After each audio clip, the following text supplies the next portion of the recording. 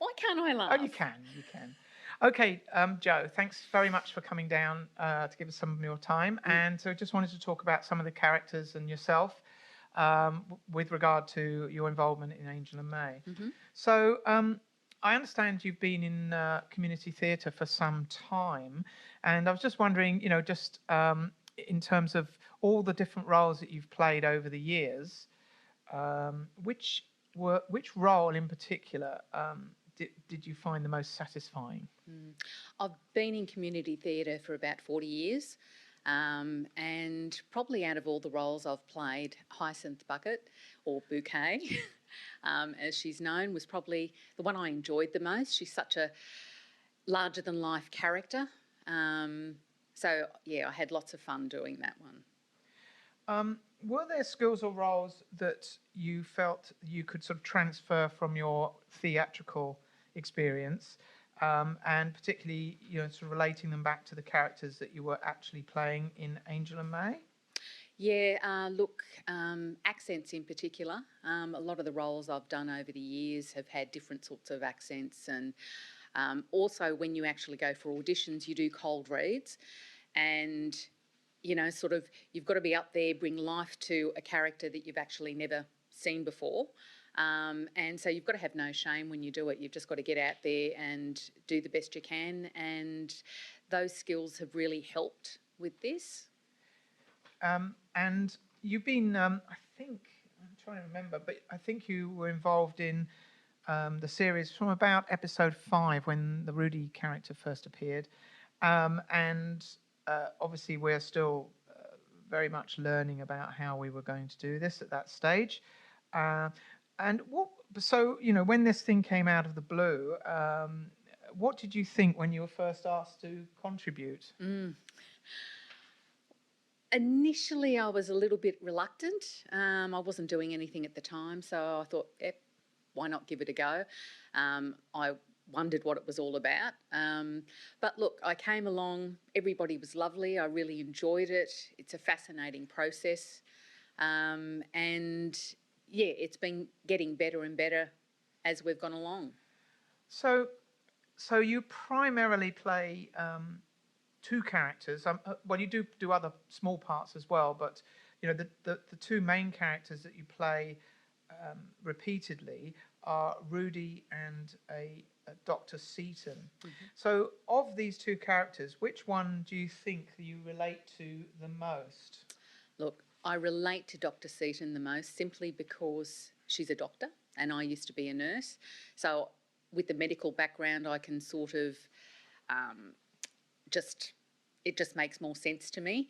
Rudi is military, which I've got no experience in, and so yeah, Dr. Seaton is the one that I tend to relate to a little bit more. So, with respect to that character, we don't really know much about Dr. Seaton because she's only really appeared a couple of times. But perhaps you could tell our listeners a little bit more about that character. Okay, so Dr. Seaton is Rudi's friend. They were both in the military together, and once Rudi ended up working in New London, she actually contacted Dr. Seaton to actually join the team. As she was a trauma specialist, it was a perfect fit. And Dr. Seaton was free at the time, so yeah, it worked out well. So you play Dr. Seaton with an Irish accent, and I just wondered if there was any particular reason why that was the case. Irish because, it's a soft, caring accent, and also it's one that I can maintain and don't drop out, which is always a good thing. Thank you. Now, moving on, you mainly, and this is your main role, is you play this character Rudi, or her full name is Martinia Rudetsky, and she runs the Royal and Cherry Blue Storms, which is this regiment of children, I suppose, or young adults, who are associated with the inn. And she's a bit of a mysterious character because we just see her in her sort of role as a military commander. So we don't really see much about her background and where she comes from. So I was wondering if you could just sort of perhaps tell us a little bit about the key elements in her life and how she came to be involved. Okay. So Rudi's 41. She was born in 2034. She joined the Space Force, Defence Force in 2054. So she was in there for 5 years, and she got injured on the moon in a freak accident, and she was honourably discharged in 2059. She was then looking for work elsewhere. She ideally would have preferred to go back to Earth, but that wasn't, sort of a possibility. There was nothing available, so she answered an ad for Gander, who needed a security chief.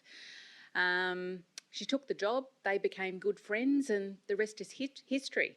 Gander wanted the security force built up, and Rudi had noticed that there were all these homeless street kids. So she suggested bringing them into the group and training them, giving them a home, food, and it was a win-win situation for everybody. So that's how the Royal and Cherry Blue Storm started. Their first action was in 2062 in Palace, which was successful.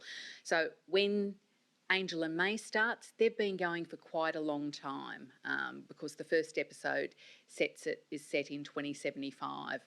So Cherry Blues have been around for a long time. So what challenges do you face when playing Rudi? All Rudi's technical talk. Because she's the commander, the military commander, she's got to be level-headed, calm. She can't express a lot of emotion because it's not suitable for her character. She needs to stay focused and be strong for all her troops. So Rudi has a son, Jude, and he first came into the picture in the Mirror House episode, and we don't really know much about his background or their relationship or anything about that. It's kind of slightly intriguing because you kind of wonder, well, how would a military commander end up with a child, and why would that child be in New London? So I was wondering if you could perhaps, tell us a little bit more about how you see that happening. Rudi had Jude on the moon. Her partner was in the Space Defence Force as well, but he was killed in action. After Rudi's accident, because Jude was then about 3, Rudi decided to look for work elsewhere because she knew that the gravity on the moon wasn't good for Jude.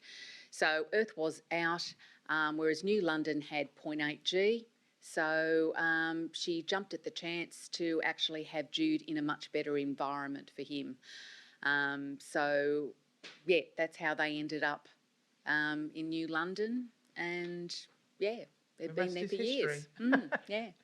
So we're currently in the process of writing season 3, and I was sort of kind of wondering, what developments would you like to see relating particularly to your characters? Mainly Rudi. Rudi always seems to be talking technical talk. I'd like to see more of her personal life and relationships with Gander, Angel and May to be explored, because there really has to be more to her life than what we've seen so far. Because she has to be more than a military commander. There has to be more there. Well, that's a good point, actually, and it sort of spurs me on to thinking about trying to get some stories which would highlight more about Rudi. She's one of the principal characters which we really don't know too much about. So let's see what happens going forward, really. I can think of lots of different ways we can do that. But anyway, look, thanks very much, Joanne, for your time. Appreciate it. Thank you. Yeah, I know these things can be a little bit stressy. But anyway, and we look forward to hearing you in season 3 of Angel and May, which will probably come out middle of next year. Thank you very much.